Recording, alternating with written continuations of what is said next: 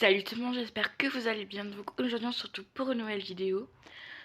Comme vous l'avez vu dans le titre, c'est une vidéo horreur animée. Donc j'ai déjà fait 2 épisodes dessus.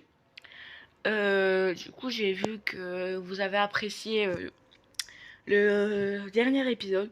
Donc j'en refais une. Donc je vais faire 2 histoires. La première histoire c'est Je prédis la mort. Et la deuxième histoire c'est le Ouija qui tourne à l'horreur. Allez c'est parti. On va passer ça déjà. Ah mince, je crois qu'il y en a 2, donc bon, on va en faire 4. Cette histoire est arrivée à Eder alors qu'il n'était qu'un enfant, et il ne l'oubliera jamais. À l'époque, c'était un garçon de 12 ans. L'endroit où il vivait était très petit, tellement petit qu'il n'était considéré ni comme une ville, ni comme un village, mais plutôt un hameau. Eh bien, ce hameau était un endroit très étrange, où il y avait 3 églises et un cimetière sur une colline. Un cimetière. Eder vivait juste à l'extérieur du hameau, avec son grand-père qui était mondialement reconnu comme médium et clairvoyant. Donc dès son plus C'est quoi jeune ce âge, fauteuil? Eder a été exposé à de nombreux événements mystiques, ainsi que les membres de sa famille. Un jour, il a invité son ami à venir passer le week-end chez lui. Eder avait passé un moment à explorer les bois à côté de chez lui, et avait trouvé une crique très sympathique qui se trouvait à l'arrière de sa maison. C'était un nouvel endroit pour eux à découvrir. Déjà, je vais jamais dans une forêt la nuit, mais bon, après, on verra. Et y passaient du temps pour s'amuser et bouger. En tant qu'enfants de la campagne, ils adoraient tout ce qui était aventure à l'extérieur. Et les bois étaient l'endroit parfait pour découvrir de nouvelles choses. Mais malgré tout, Eder avait toujours été méfiant vis-à-vis de ces bois, parce qu'il y avait vécu des choses étranges. Mais il essayait justement de surmonter cette peur et de devenir plus courageux. Bah pourquoi tu y vas Son alors? ami Ellie est venu le voir un vendredi, et Eder lui a parlé avec enthousiasme de l'endroit qu'il avait découvert et qu'il voulait aller explorer. Ils ont décidé d'y aller plutôt le lendemain, un samedi, parce qu'ils avaient des devoirs et des corvées à faire le vendredi soir. D'accord. Ellie et Eder se sont levés tôt le matin et se sont préparés à aller explorer. Ils ont traversé les bois et ont même dû traverser un marais en s'accrochant à une clôture en métal. C'était plutôt acrobatique parce qu'ils devaient faire attention à ne pas glisser et ont avancé en crabe jusqu'à l'autre côté. Une fois de nouveau sur la terre ferme, ils ont traversé une clairière, puis un petit sentier et ont finalement descendu la colline jusqu'à la fameuse crique. Ils ont examiné les environs et ont commencé à explorer l'endroit. C'était une journée agréable. Le soleil brillait et le ciel était d'un bleu éclatant. Soudain, le regard d'Eder est tombé sur un sac de couchage, qui n'était pas là la dernière fois qu'il était venu. Ellie lui a demandé ce que c'était, et Eder lui a répondu qu'il ne savait pas, et que c'était Déjà, à partir de là, moi je me casse, mais la première fois qu'il le voyait après, aussi. À ce moment-là, les deux amis ont eu le même mauvais pressentiment, et se sont regardés. barrez-vous. Eder a pris un bâton, et s'est lentement approché du sac de couchage, pour l'ouvrir, et regarder ce qu'il y avait dedans. D'accord.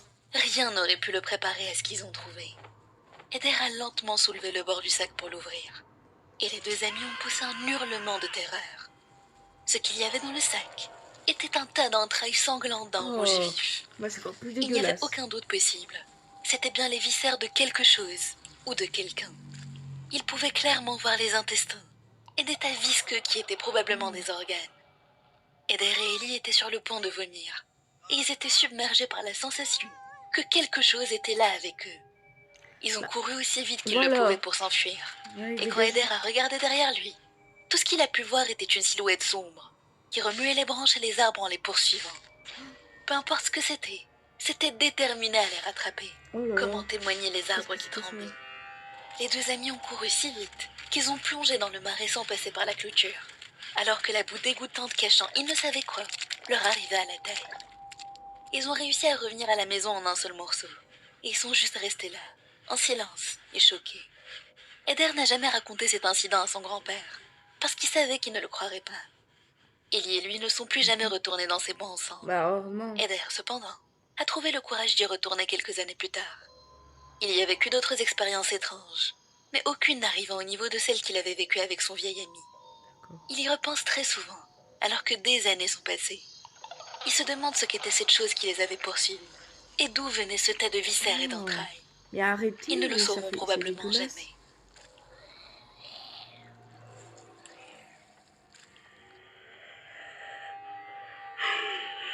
Ouais. Oh merde. Non, tais-toi. Alors, la deuxième histoire, donc c'est Je prédis la mort, sûrement. Voilà, parce que bah, au moins il y aura 4 histoires. Je vais. Je sais exactement comment toute ma famille va mourir.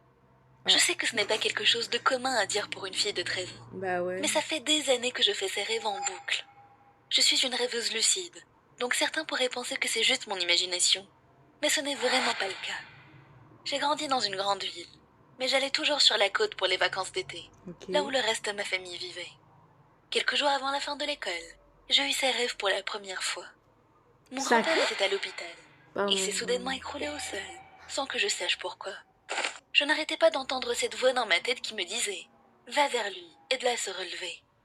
J'ai obéi à la voix et je me suis approchée de mon grand-père, qui s'est soudainement levé de son propre corps.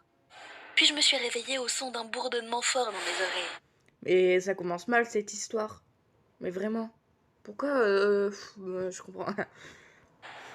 Je refais ce rêve plusieurs fois, mais je n'y ai pas vraiment accordé d'importance, parce que je pensais que ce n'était qu'un rêve. Pendant l'été 2017, je suis partie pour mes vacances habituelles. Tout s'est bien passé le premier jour. J'ai passé du temps avec mes cousins, et ma grand-mère devait avoir son opération du dos le lendemain. D'accord. Cependant, quand je suis allée au lit cette nuit-là, j'ai refait ce même rêve.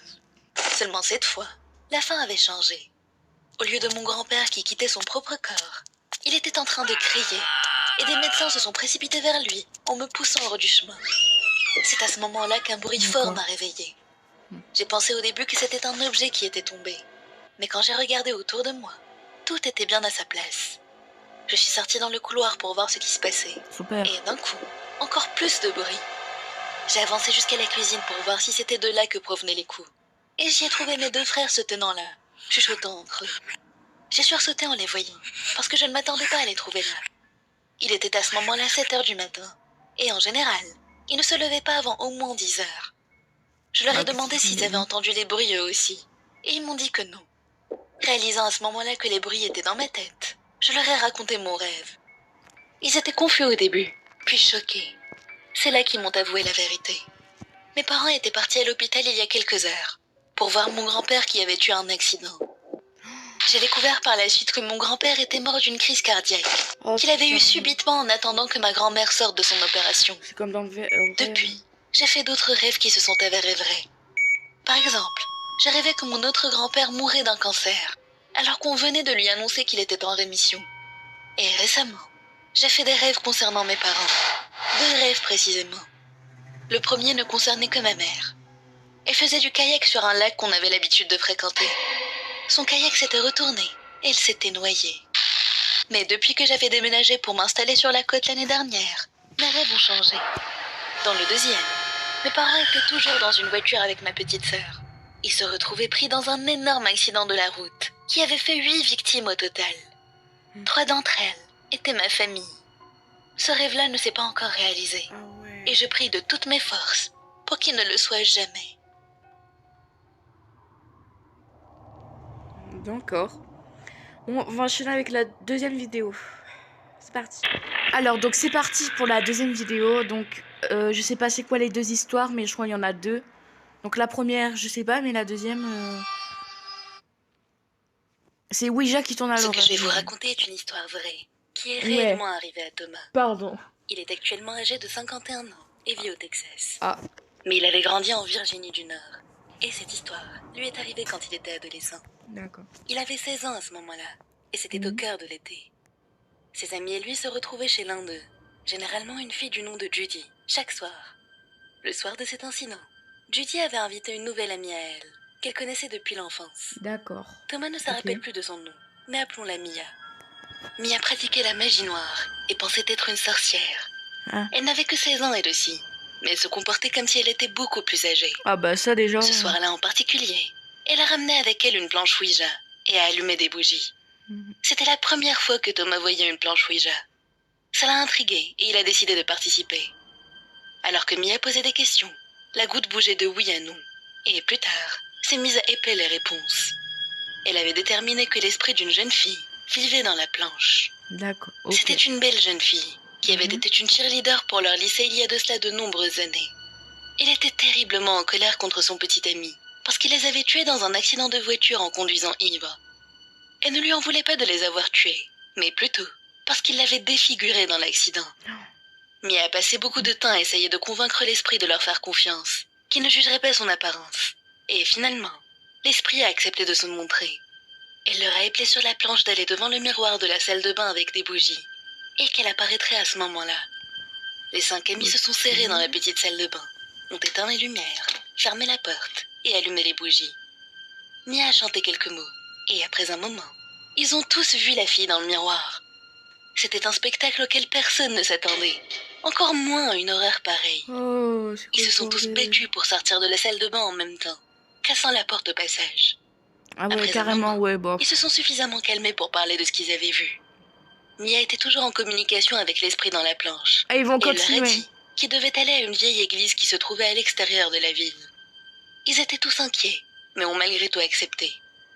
Ils sont allés à l'église en question dans Mais la voiture de pourquoi Thomas. vous y allez? Ils sont arrivés au bas de la colline menant à la bâtisse, aux environs de minuit. Bah Mia a ouais, dit que la fille était enterrée dans le cimetière près de l'église, au sommet. Thomas les a emmenés sur la route venteuse jusqu'en haut, puis s'est garé.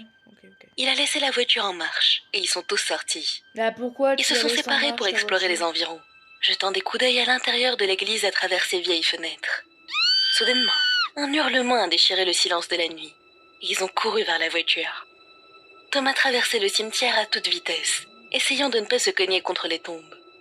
Il a bousculé le dos d'un de ses amis, mais il n'arrivait pas à voir quoi que ce soit tellement il faisait sombre. C'est pas ses amis. Il a sauté dans le siège arrière de sa voiture, puisqu'un de ses amis était déjà au volant, et lui a crié de démarrer. Il a allumé la lumière de la voiture, parce qu'il sentait des filaments de toile d'araignée pris entre ses doigts. Quand il a enfin pu regarder, il a Des découvert cheveux. que ce n'était pas des toiles, c'étaient des cheveux blancs.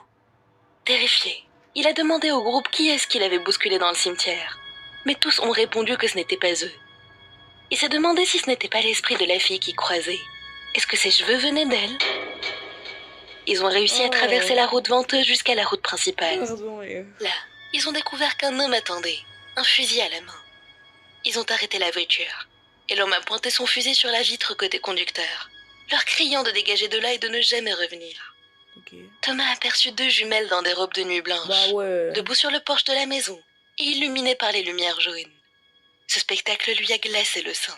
Bah ouais. Il a de nouveau crié à son ami de démarrer, et ils ont foncé vers la route principale à toute vitesse. Ok, d'accord. Leur vitesse était tellement élevée qu'ils se sont fait arrêter par le shérif. Mais en même temps, pourquoi Il s'est approché d'eux et leur a demandé pourquoi ils étaient aussi pressés.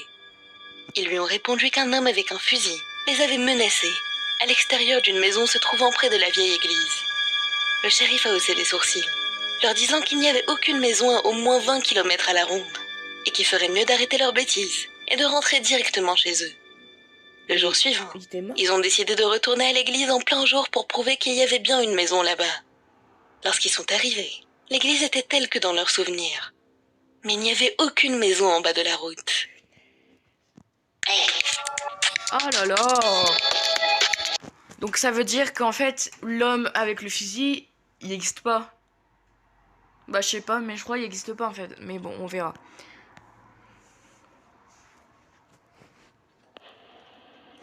Ah, le rêve créature dans les bois. Ah, c'est déjà fini? D'accord, bon bah... Aux Philippines, le surnaturel est très commun. Et il y a de nombreuses légendes urbaines, des mythes et toutes sortes de monstres terrifiants. Cette histoire nous vient d'Eden et lui a été racontée par son père, qui l'a personnellement vécu. Les parents d'Eden étaient tous les deux des enseignants, et quand il était âgé de 7 ans, ils ont été mutés à une petite île. Son père était un ivrogne, mais il était aussi très doué dans son métier. À l'époque, les gens sur l'île n'avaient pas vraiment de toilettes. Ils allaient donc à la forêt qui se trouvait au centre de l'île pour faire leurs besoins. Ils vivaient tout près de cette forêt, donc ce n'était pas si contraignant. Eden avait 10 ans quand cette histoire est arrivée. Une nuit, sa mère a demandé à son père de l'aider à porter des affaires jusqu'au bateau. Ouais. C'était à 3 heures du matin. Elle était enceinte et se préparait à un séminaire tôt le matin suivant. Le père a accepté, bien qu'il ait bu cette nuit-là. Bah Vous devez ouais. vous demander pourquoi ils avaient besoin d'un bateau. Eh bien, le séminaire se déroulait sur le continent, et il fallait 1 heure en bateau pour y arriver. À l'époque, l'électricité était coupée chaque nuit à minuit, et il devait attendre l'eau pour retrouver le courant. Le père a donc accompagné la mère sur le quai. Sur le retour, il a eu une envie pressante. Et puisque non plus n'avait pas de toilette, il s'est dirigé vers la forêt. Au moment où il allait faire son affaire, il a vu quelque chose au loin. Oh, c'est quoi ça? Il l'a décrit comme un serpent, mais en beaucoup plus gros. Il Mais était c'est aussi pas à un moitié serpent, cochon. c'est un ours. Le père, Un pensant ours, qu'il hallucinait suite à son abus d'alcool, a essayé de l'ignorer. Bon. Mais il n'arrivait pas à se débarrasser de l'impression que quelque chose n'allait vraiment pas. Il a regardé derrière lui et a vu qu'il n'y avait rien là. Il a sorti sa petite lampe. Et ce qu'il a vu l'a tellement choqué qu'il s'est immédiatement enfui. Il Ah est ouais. retourné dans la maison À à poil, attraper son carrément. sabre. Après avoir rassemblé son courage, Pardon. il est ressorti et est retourné à l'endroit où il avait vu la chose. Mais elle n'était plus là. Il n'a pas réussi à dormir cette nuit-là et a fini par raconter à ses amis ce qu'il avait vu. Oh, Il leur a expliqué qu'il avait vu quelque chose qui ressemblait à un animal. C'était à moitié homme et à moitié serpent.